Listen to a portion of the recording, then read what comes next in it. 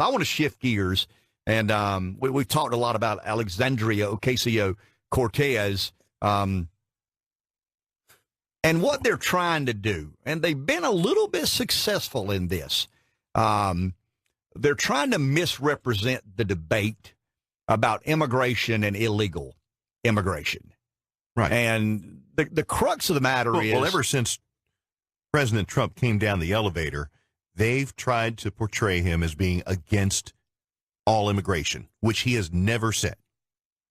Immigrants and children of immigrants account for 13% of all voting members of the newly sworn in 116th Congress.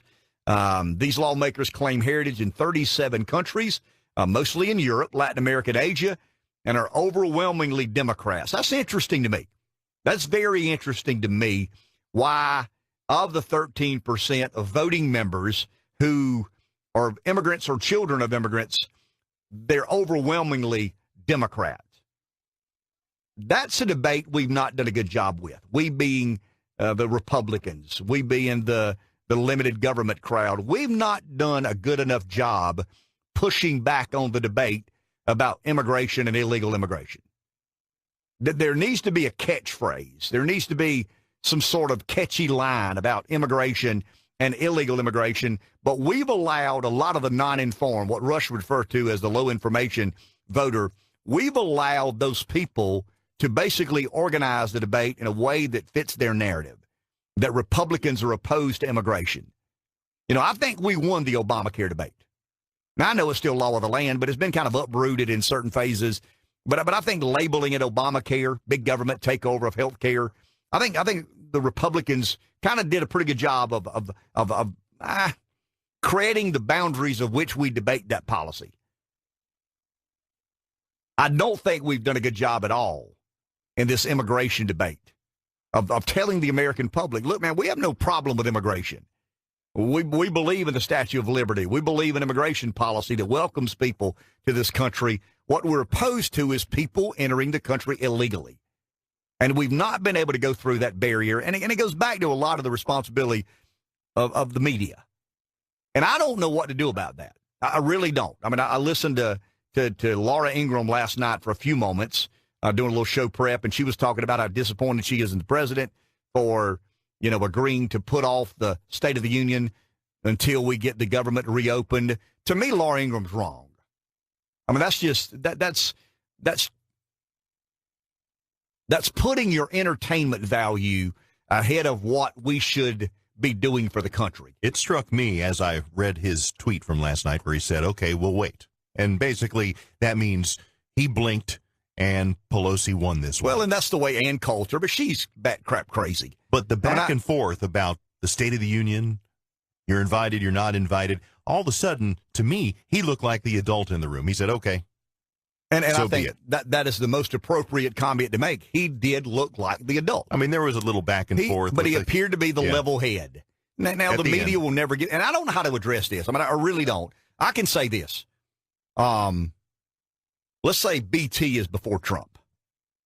Before Trump came along, I could honestly find some stories that I thought were fair and objective. Whether I agreed with what the writer was trying to articulate, I found them to be very fair. I mean, they were trying to explain, you know, the healthcare dynamic in America. They're trying to explain whether Paul Ryan was pushing global. And you really read it and you said, okay, there's a certain journalistic quality there. Now, I take it for what it is because I know Maggie Haberman is a liberal. I mean, I understand that. And obviously some part of her writings are going to reflect her political persuasions. But she's trying. She's honestly trying to give an accurate account because she understands that that is the responsibility of a journalist. To do the best you can at checking the way you think things should be and the way they need to be best for the country. That's all of our problems. I mean, that's all of our struggles. You know, I see the world a certain way, but I certainly don't believe that if everything turned out the way I see the world, America would be a perfect place. I mean, I'm sure I've got a lot of flaws and holes and fallacies in my arguments and debates. But before Trump, I could honestly find a couple of stories a day, a couple of articles a day, a couple of reportings a day that I thought were honestly trying to give a fair account. You can't find it anymore. I mean, you honestly can't. There's not a media outlet in America that has an interest in giving the president a fair shake. And I think if you're a media outlet who professes to deal in real journalism, you owe the president a fair shake. Now the other side will argue, well, he asked for it. I mean, he's so damn different. He's so difficult. He'd rather fight, and he'd rather sling in the mud, and he'd rather do all these unorthodox things. That doesn't change your job. I mean, you've got a different president. I thought Obama was a very different president. I thought a president that got elected and said share the wealth was very odd to me. I mean, somebody who got, elected in a representative Republican reflecting a democracy, that believes in individual liberties and rugged. I mean, those things are in the Constitution. I didn't make that up. That's not the way Ken sees the world. That's the way our founders saw the world. So when I heard a president say share the wealth, you didn't build that, I found that very unusual. Now, it wasn't reported on like that, but I found his once again, the word of the day seems to be pronouncements. I found his pronouncement to be very unusual. So to say that the reason we're doing a job that we used to do a certain way in a very different way is because we've got this different cat in the White House, I think that's lame. I think it's an excuse. And I think the reason you're seeing the impact or the onslaught from the media is they feel liberated. That they've always felt that there had to be a certain measure in their liberalism. I mean, I don't think you were ever fooled. I don't think I was ever fooled. I don't think the majority of our listeners were ever fooled when they read, something written by a writer from the New York Times or the Washington Post or NBC or ABC. I think we always knew, Reb, that there was a kind of a liberal bias there, but it wasn't blatant. That there wasn't like a stamp that says, you better believe it. You better believe I'm against him. And it's almost like they've taken on this responsibility and they've taken on this role, and it's not their job. And I can't go anywhere anymore and find an honest account. I read a Reuters article this morning. I said, well, surely Reuters is kind of somewhere you could get the most vanilla reporting that you could imagine. And even it was inaccurate. And I guess the disadvantage I have is the inclination I have to try and seriously review it, the bent gene that I have.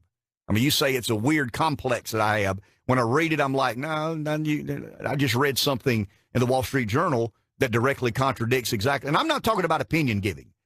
I mean, I was going to send something to you yesterday, Rev. I was going to send you the headlines of the opinion writers in the Washington Post yesterday and what their articles were titled. Now, these are opinions.